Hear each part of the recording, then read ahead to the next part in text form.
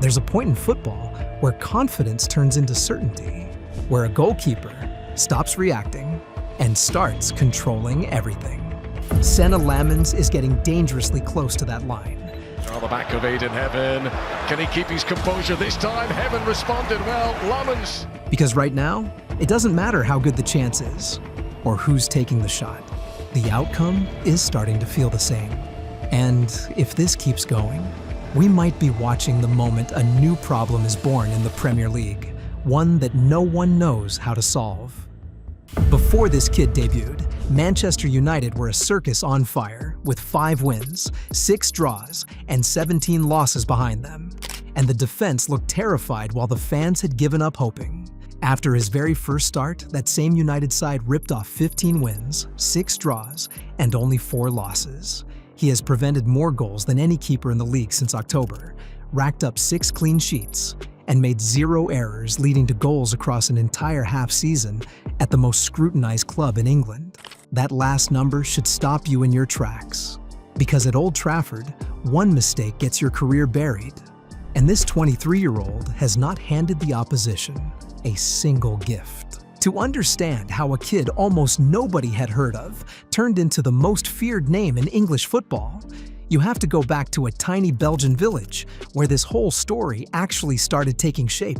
The village is called Erpenmere, a quiet little place tucked between Brussels and Ghent, where everyone knows your last name because your family probably built half the local football club. His great-uncle ran the place. His uncle was the sporting director, and his dad coached the youth teams every cold weekend morning without missing a single session. Football was never a hobby in the Lammens house. It was the air they all breathed and the only language they really spoke at the dinner table. But the part that always shocks people is that Senne never even started out as a goalkeeper, because he was a striker who was banging in goals and giving defenders nightmares from the very first season he laced up boots. Then, one afternoon, when he was only 10 years old, he walked up to his dad and quietly announced that he wanted to switch to goalkeeper.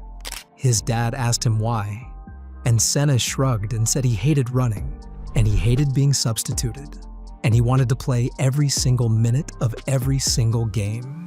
His dad thought it was a lazy phase that would pass, so he came up with a clever plan and shipped his son off to a goalkeeper training camp, hoping the boredom would push him back to scoring goals. The plan blew up beautifully in his face, because Senne came home from that camp absolutely glowing, completely in love with the diving and the catching, and the way the entire weight of a match could land on his shoulders alone. The years rolled on, and scouts started turning up to watch this tall, calm boy with hands the size of dinner plates, and Club Brugge moved fast to sign him at 12 years old. He thought it was the start of something massive, but really, he was walking into the longest waiting game of his young life, because standing in his way was a man called Simon Mignolet, who used to play for Liverpool and had no plans of moving aside for anyone. Senne sat in the shadows for nearly a decade, training every day, watching every match, refusing to crumble under the silence of a career that wasn't moving. Then came the night that nobody saw coming.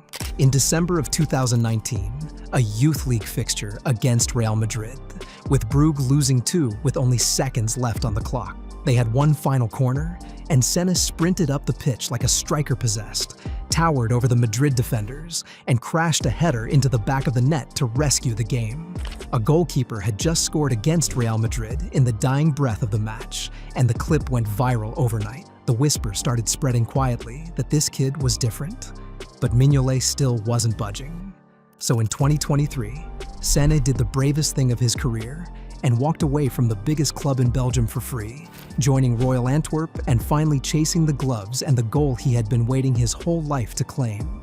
What he did in his very first proper season as a number 1 made every serious scout in Europe sit forward in their seats.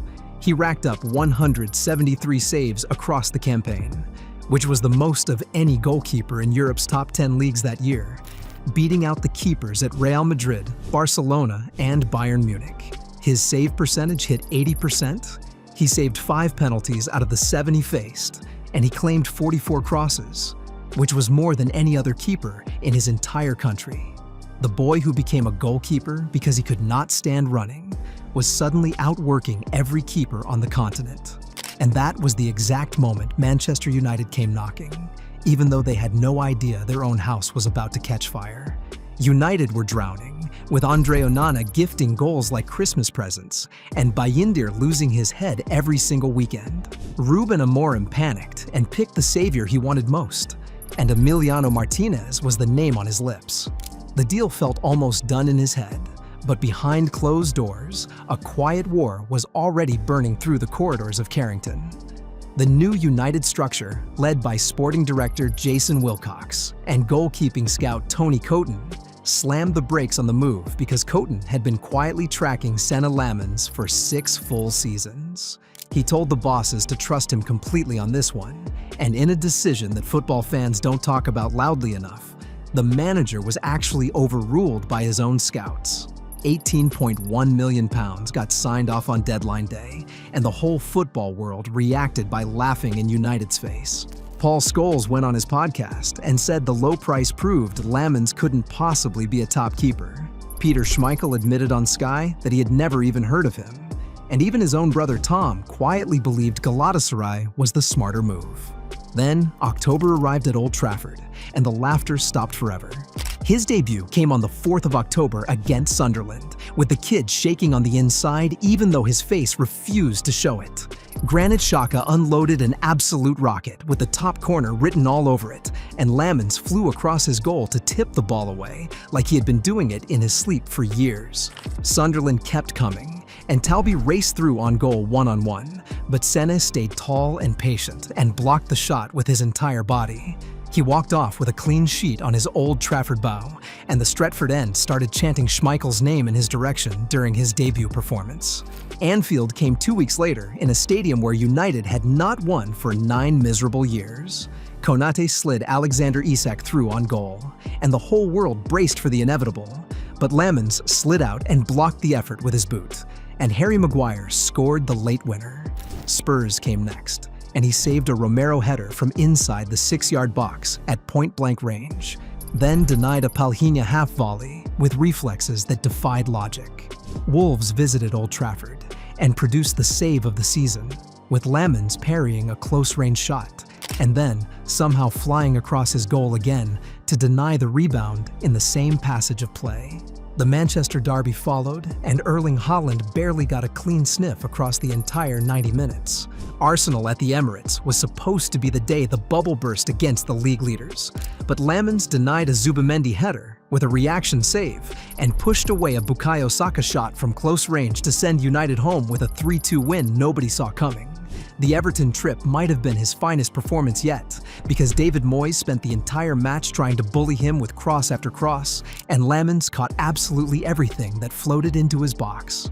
After the final whistle, Moyes himself walked across the pitch and said the goalie was bloody brilliant and the best player on the field. Edwin van der Sar phoned him live on Sky Sports to congratulate him personally. And then there is the Gary Neville moment that really tells you everything, because Neville sat in his pundit chair and named Lammens his man of the match while explaining that it wasn't about flashy saves at all. It was about how every single ball and every single corner felt completely safe in his hands. The deeper numbers somehow tell an even more brutal story. Goals prevented per game shows Onana sitting at 1.5 and ranked 16th in the league, while Lammens is sitting at 5.21 and ranked 3rd in the entire division.